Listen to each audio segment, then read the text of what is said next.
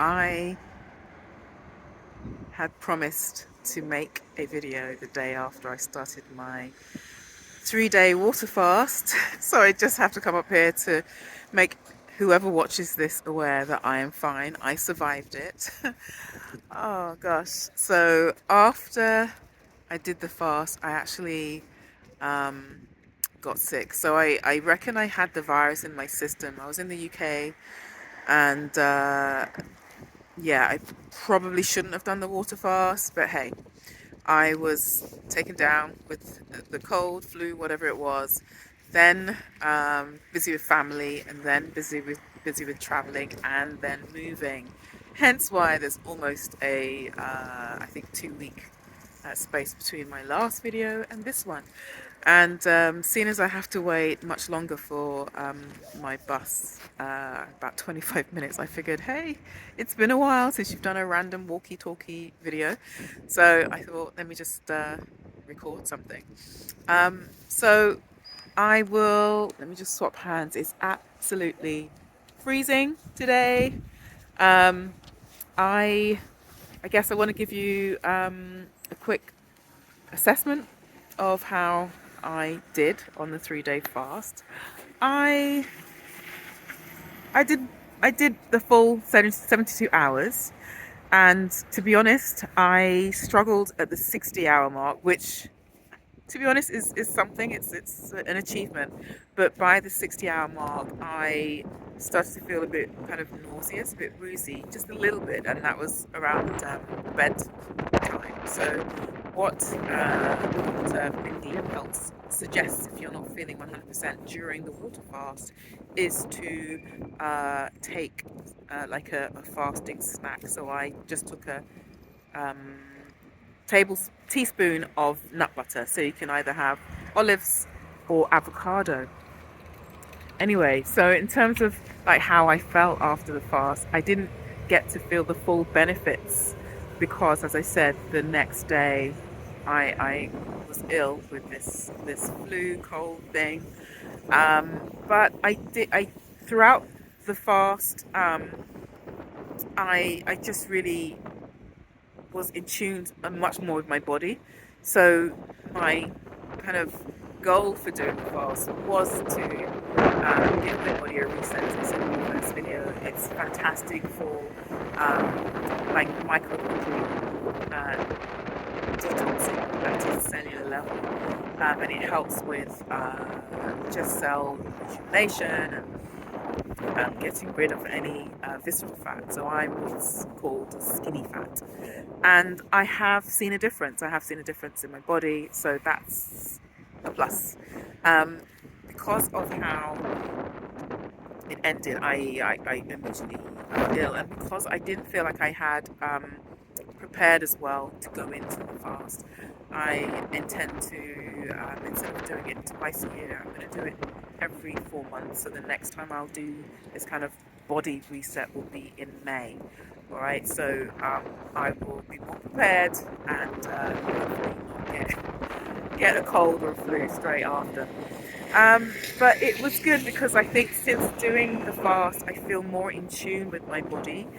But interestingly, I had a blood test the day before I started the fast. So I try and do blood tests every 6 months. And I was expecting a phone call from my doctors in the UK, and I didn't get it. And I was due to travel. And I just remembered, oh, I've just downloaded the app. Let me check the app and see if the results are there. And lo and behold, I found out that I am pre-diabetic and my cholesterol is high. I was stunned. I didn't have a chance to speak to the doctor there because I was traveling. I spoke quickly to the pharmacist, and yeah, so 2026 is all about getting my health, getting rid of broken habits I have regarding my eating and just doing more exercise. So, you know, how it links up to this channel and what I want this channel to be is how can we, just remove any broken habits we have regarding our health, because once we deal with our bodies, and just being as optimum as we can, then we can be better stewards in our business or as parents, etc., etc. So it is linked. It's not random, and that's it. I want to show up with full of energy, vibrant, and as a 50-something, I'm not ready to slow down as yet, and like I suppose my parents' generation, you go to the doctors, they say, oh, you're pre-diabetic, here's some pills, or you've got high cholesterol, here's some medication, or you've got high blood pressure, and they wouldn't necessarily question um, the health professional. And I think, medication has its place. I'm not an expert, disclaimer. Do speak to your doctors if you're ever planning to do like this 3-day fast thing, etc. So the point I'm trying to make, it is reversible. We can take control of our health to an extent, and where, you know, uh, what did I say? High cholesterol and pre-diabetes, they are both reversible. And in my mini kind of research on the School of YouTube, I just want to deal with just getting my diet to a place where I'm not consuming as much carbs. 2025, because there was a lot going on, I was eating a ton of, I love bread, and I lived near a fantastic bakery for a time. I was having a lot of bread, and I was eating a lot of honey because I was doing lemon and honey or Greek yogurt with honey, and I can get through a bottle of honey so quickly. So I feel like those two were the number one culprit. But on top of that, it was inconsistent sleep and not managing my stress very well. So, at the core of the kind of pre-diabetes diagnosis is the fact that I have probably been walking around with what do they call it, resistance, insulin resistance, and I kind of can see it. I'm kind of inflamed. I have high inflammation, and I can easily see it on my face. Even like I think the very first video, I could see that, yeah, this kind of, yeah, I look kind of puffy.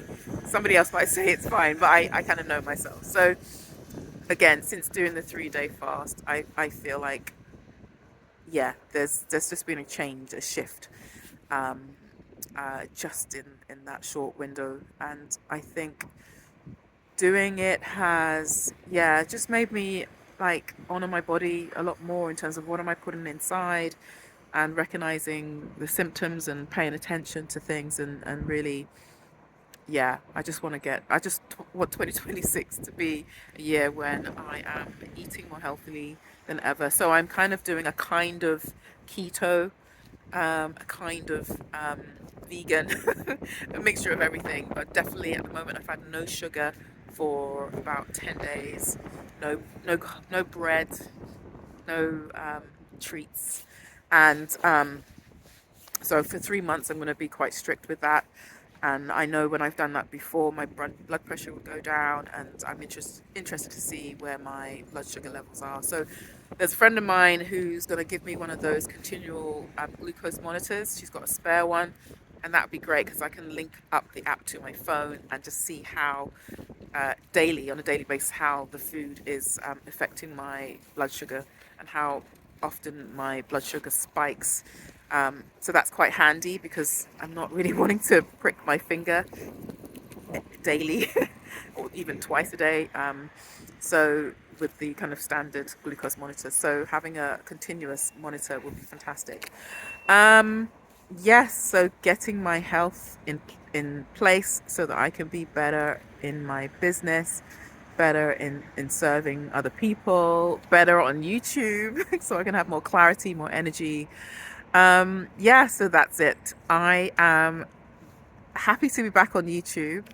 I set out in October to try and do videos every single day, and I ain't done that. So there's a fantastic YouTuber called Glow Atanmo, and I love her kind of outro. She just says something like, my name's Glow, and as you know, I make videos every single day.